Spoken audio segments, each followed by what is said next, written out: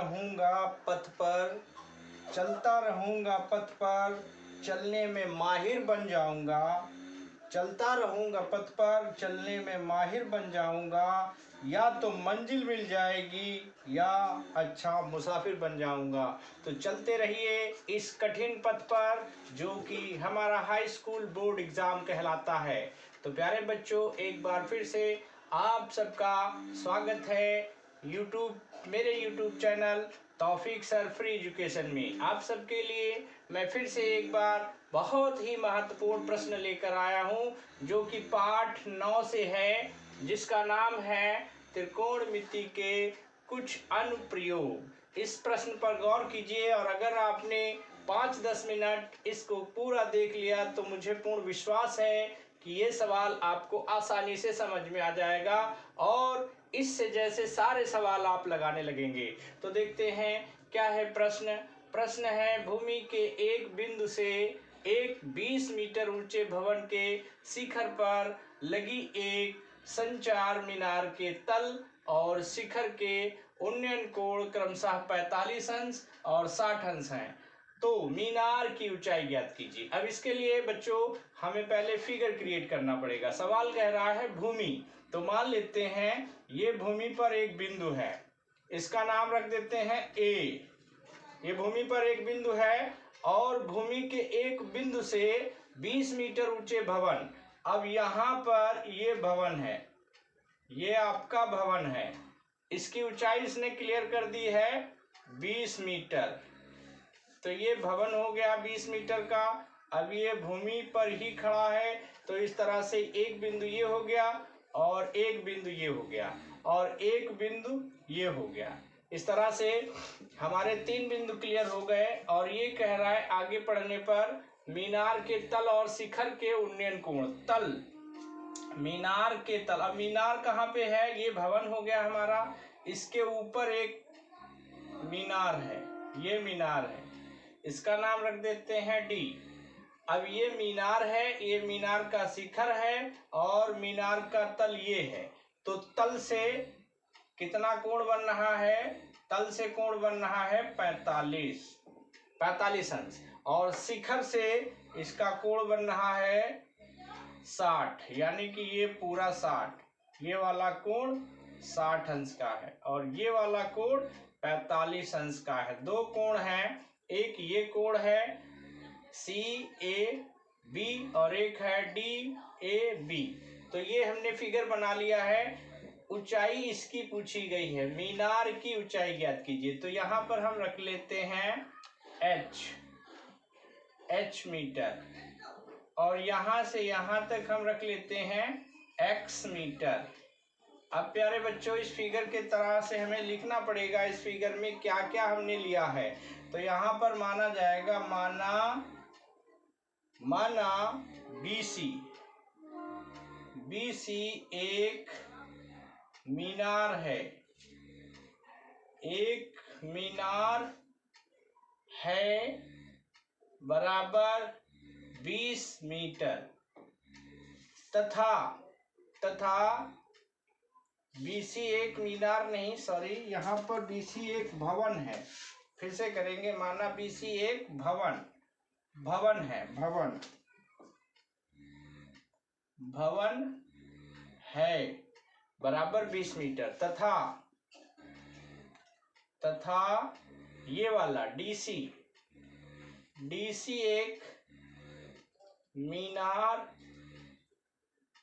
है बराबर H metre. ये 2 बातें हमने बना ली हैं, मान ली हैं। अब आप देखिए यहाँ पर हमने ये भी माना है, तो इसको भी कर दीजिए AB बराबर X मीटर। इस तरह से हमने जो माना था वो हमने क्लियर कर लिया। अब हमें करना क्या है प्यारे बच्चों? यहाँ पर देखिए हमको 2 कोण दिख रहे हैं, 2 कोण। एक तो कोण दिख रहा है CAB, ये कह लीजिए, या BABC, ये कह लीजिए। 2 त्रिभुज हैं हमारे पास, ABC और ABD। तो इन्हीं में हमें त्रिकोणमिति का प्रयोग करना है। जैसा कि इसका नाम है, त्रिकोणमिति के कुछ अनुप्रयोग। तो त्रिकोणमिति में क्या बताया जाता है आप जानते हैं, साइन है, कॉस है, टेन है, सेक है, कॉसेस है और कॉट है। तो अब हमें उनका यूटिलाइजेशन करना है, उसका यूज करना है। कैसे करेंगे, देखिए हमने पहले ले लिया है, यहाँ पर लिखेंगे त्रिभुज, त्रिभुज A B C, A B C में, ए बी सी में क्या है, हम इस त्रिभुज को ले रहे हैं और ये लंब है और ये आधार है। तो लंब और आधार का अनुपात क्या होता है, लंब है BC और आधार है AB। अब इसका अनुपात क्या होता है, लंब बटे आधार का मतलब होता है 10। अब 10 कितना है, 45, तो यहाँ पर 45 लिख देंगे। अब इसकी वैल्यू पुटअप करेंगे, BC का मान है 20 और AB का मान है x। 10 45 का मान 1 होता है। इस तरह से हम जब लोग क्रॉस मल्टीप्लाई करेंगे तो x इक्वल 20 मीटर, ये हमारा हो गया। अब पुनः हमें लेना है ये वाला त्रिभुज ABD। अब यहाँ पर लिखेंगे पुनः त्रिभुज ABD में। अब ABD में देखते हैं, आधार हमें पता है और लंब पता है, तो यहाँ पर लंब कितना हो जाएगा BD, B और D बटे में आधार कितना है AB। अब यहाँ से ये पूरा कोण जो है ये वाला है 60 अंश, तो यहाँ पर भी 10 ही बनना है क्योंकि लंब और आधार की बात हो रही है, तो यहाँ भी 10 ही आएगा। तो यहाँ 10 60। अब इसके बाद फिर से पुटअप कर देंगे वैल्यू। BD जो है, BD में ये BC भी सम्मिलित है और CD भी है, तो BD का नया मान आ जाएगा BC प्लस CD बटे में यही रहेगा AB बराबर 10 60। इतना करने के बाद अब हम लोग क्या करेंगे, अब हम लोग ये वैल्यू पुटअप करेंगे। इसमें वैल्यू कैसे पुटअप करेंगे, BC का मान देखिए, BC का मान जो है वो 20 है और CD का मान है H, अपान में AB बराबर है X, और इधर इसके बाद में इसके सामने है 10 60 का मान होता है √3। इसमें हम लोग क्रॉस मल्टीप्लाई करेंगे तो क्या हो जाएगा, क्रॉस मल्टीप्लाई में हो जाएगा 20 प्लस H बराबर X √3। अब हमें करना क्या है, ये समीकरण आपका दूसरा है और ये वाला समीकरण x की वैल्यू 1 आई थी, तो ये पहला है। अब हमें यहाँ पर x का मान रख देना है, तो यहाँ पर लिख दीजिए समीकरण 2 में x का मान रखने पर।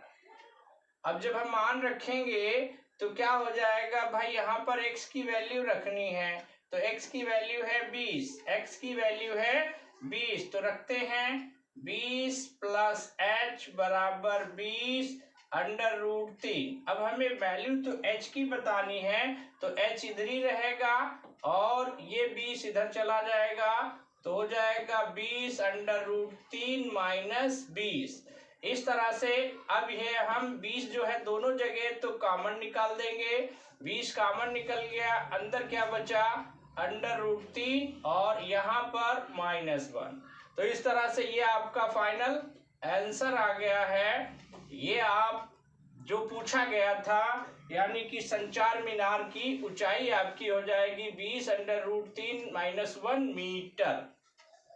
ये फिर से एक बार आप नजर डालें सवाल पे, सवाल को समझें, और अगर आपने 10 मिनट का समय दे दिया तो ये सवाल आपको समझ में आ जाएगा। तो देखिए क्या किया, सबसे पहले इन सवालों में हमें फिगर बनाना पड़ता है, तो हमने फिगर अकॉर्डिंग टू क्वेश्चन बनाया है और फिर उसमें हमने क्या क्या किसको माना है वो लिखा है। और फिर हमने पहला त्रिभुज ABC लिया है और इसमें ट्रिग्नोमेट्री का यूज किया है, त्रिकोणमिति का यूज किया है। फिर इक्वेशन हमारी बन गई अर्थात x का मान आ गया है। फिर दोबारा हमने एक त्रिभुज लिया है ABD और उसमें ट्रिग्नोमेट्री का यूज किया है। इस तरह से हमारा ये समीकरण 2 बन गया आके। अब फिर कुछ नहीं करना है, x का मान इसमें लाके रख दिया बस और कैलकुलेट कर दिया, हमारा फाइनल आंसर आ चुका है। तो प्यारे बच्चों, ये आपकी मेहनत, ये मेरी मेहनत आगे एक रंग लाएगी। आप देखें, रिवाइंड करके बार बार देखें और आपके बिल्कुल समझ में आएगा। वेरी सिंपल क्वेश्चन है और इम्पॉर्टेंट क्वेश्चन है। तो मिलते हैं अगले वीडियो में, तब तक के लिए गुड बाय। और last sentence LK SK SK okay.